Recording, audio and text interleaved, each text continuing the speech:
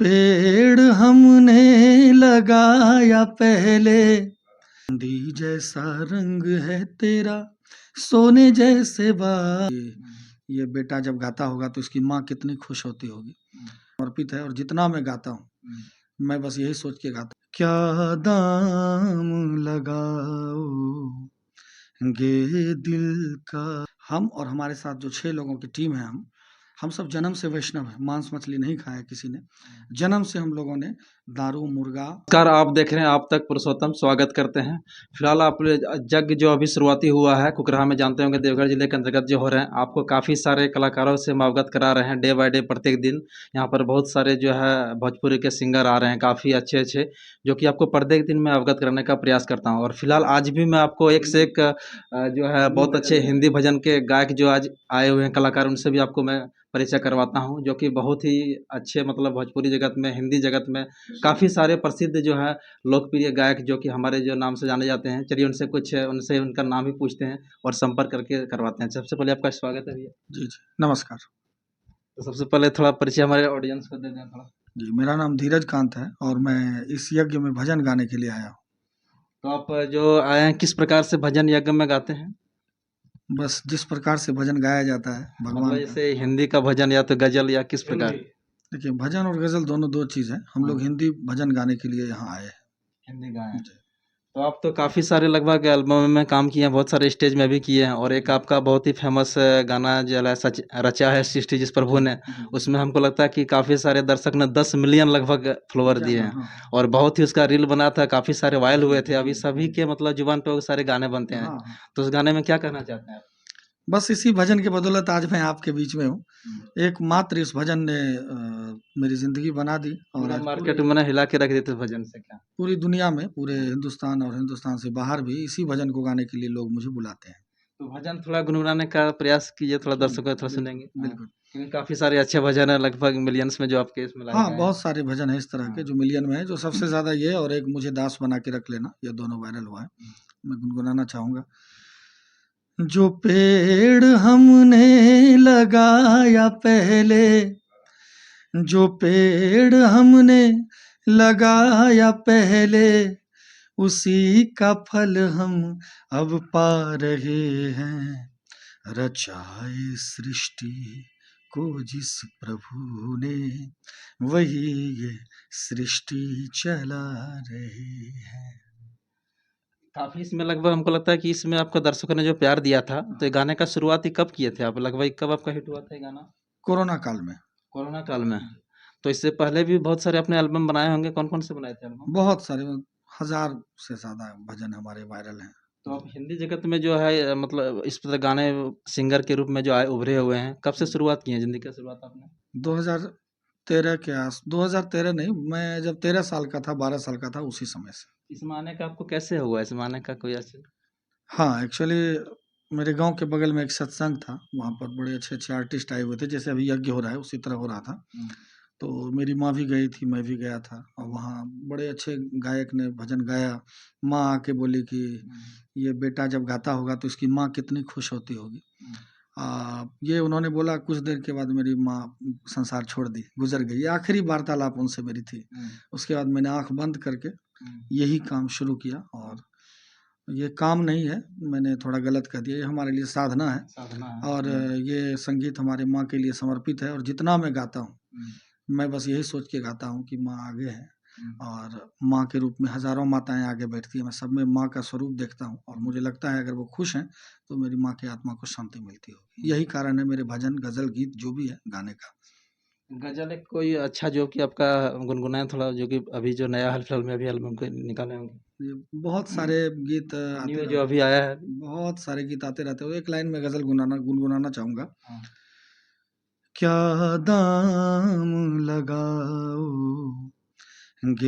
दिल का, क्या दाम लगाओगे दिल का, दिल का कोई दाम नहीं होता, कुछ ऐसे रिश्ते होते हैं, कुछ ऐसे रिश्ते होते हैं, जिसका कोई नाम नहीं होता, क्या दाम लगाओगे दिल का।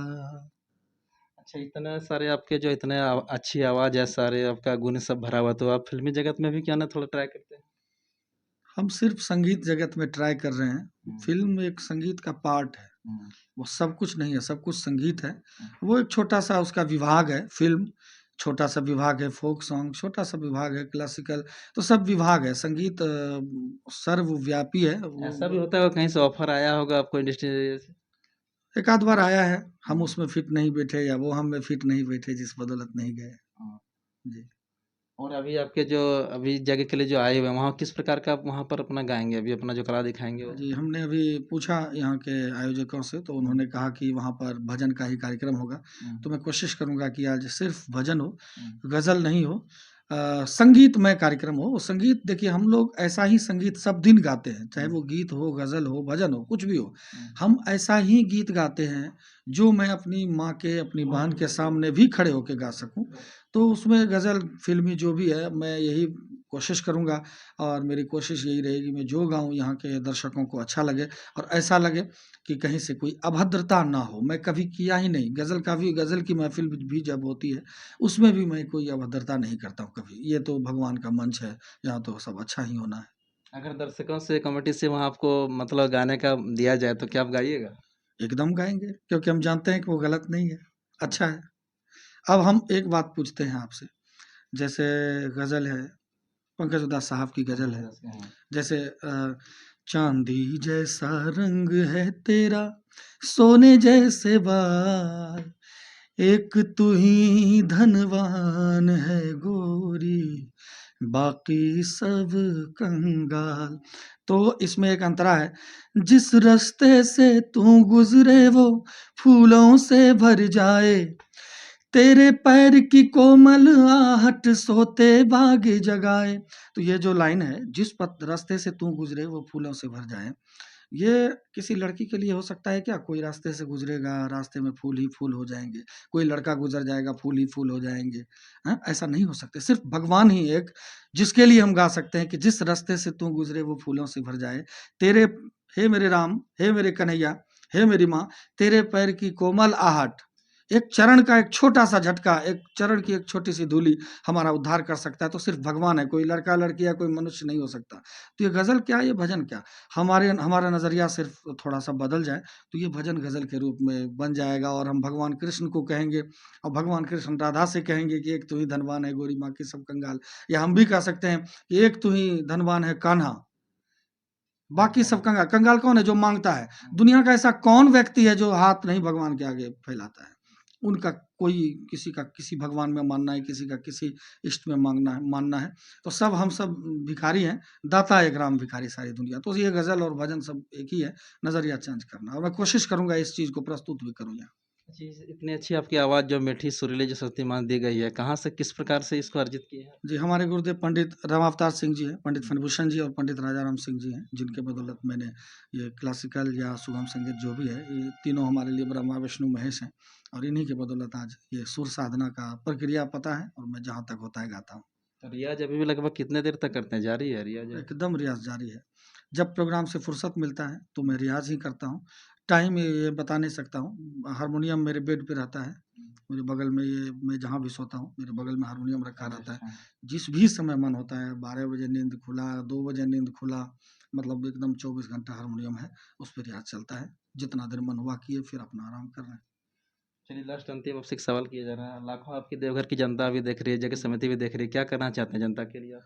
मैं यही कहना चाहता हूँ, क्लाइंट जो किसी भी संगीतकार को बुलाएँ, कहीं भी बुलाएँ, उसमें ऐसे गायकों को प्रमोट करें, मुझे नहीं, मैं अपने लिए नहीं कर रहा हूँ। जिनके गीत को हमारी माता-बहनें सुनें, जिनके गीत से हमारे बच्चों को कुछ शिक्षा मिले, जिनके गीत से समाज में कोई अभद्रता ना हो, जिनका गीत डीजे पे बज रहा हो और कान में उँगली नहीं डालना पड़ जाए, ऐसे कलाकारों को सपोर्ट करें। मैं इस बात को खुलेआम कहता हूँ। मैं आपको एक बात और जानकारी दे दूँ, हम और हमारे साथ जो 6 लोगों की टीम है, हम सब जन्म से वैष्णव हैं, मांस-मछली नहीं खाया किसी ने।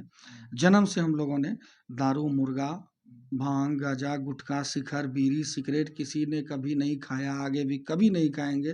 तो हम ये चाहेंगे कि जो कलाकार हैं, कलाकारों से भी कहना चाहेंगे कि हम लोग सरस्वती के साधक हैं। इस जिह्वा से बोलो सियापति रामचंद्र की जय बोलते हैं। अब मुर्गा खाएँगे, हमको कोई अधिकार नहीं है राम को गाने का, राम को बोलने का। कैसे बोल सकते हैं? मुर्गा राम का मतलब सृष्टि, राम के सृष्टि में है मुर्गा, मीट, है ना? वो उनके बच्चे हैं।